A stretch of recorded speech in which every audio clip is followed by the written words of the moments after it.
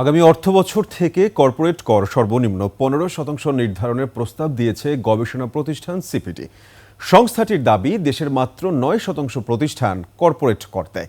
এছাড়া কর দিতে জটিলতা এবং এনবিআর কর্মকর্তাদের ঘুষ চাওয়ার অভিযোগ রয়েছে। ঢালাওভাবে খাতভিত্তিক প্রণোদনা দেয়া রাজনৈতিক উদ্দেশ্য প্রণোদিত বলেও মন্তব্য করেছে সংস্থাটি। তৌহিদুর রহমানের রিপোর্ট। বিষয়টি যে বাংলাদেশের 2001 থেকে 2010-11 অর্থবছর পর্যন্ত 10 বছরে মোট রাজস্ব আহরণের 15% ছিল কর্পোরেট কর। 2014-15 অর্থবছরে যা উঠেছিল 25% পর্যন্ত। 2021-22 অর্থবছরে তা কমে 18 আর 2024-25-এ 20% ছিল। কর আহরণের ক্ষেত্রে যে দক্ষতা, সেই দক্ষতা নিবন্ধিত 2,88,000 প্রতিষ্ঠানের মধ্যে 2023-24 অর্থবছরে রিটার্ন জমা দিয়েছে মাত্র 24,381টি প্রতিষ্ঠান, যা মাত্র 9%।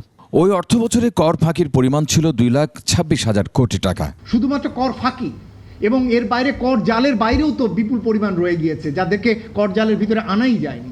সুতরাং এই যে বিপুল পরিমাণ ফাঁকি, এটা রোধ করলেও তো আমরা একটা বড় পরিমাণ অর্থ টার্গেট অনুযায়ী আমরা অ্যাচিভ করতে পারি।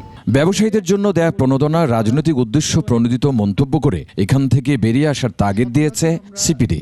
বাংলাদেশের এই ইনসেন্টিভ স্ট্রাকচারে এই যে রাজনৈতিক প্রভাব, বিভিন্ন গোষ্ঠীর প্রভাব, এই গোষ্ঠীর প্রভাব থেকে ইনসেন্টিভ স্ট্রাকচারকে বের করে আনতে হবে। এখন যে কোনো ব্র্যান্ডের পুরাতন এসি বদলে নতুন ওয়ালটন এসিতে উপভোগ করুন 25% ছাড়।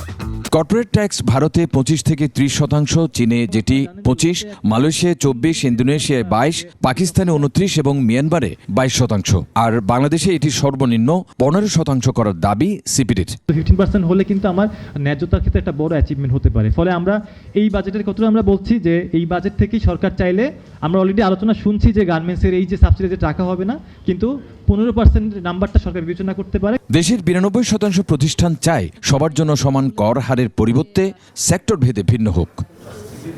তৌহিদুর রহমান, 21 টেলিভিশন, ঢাকা।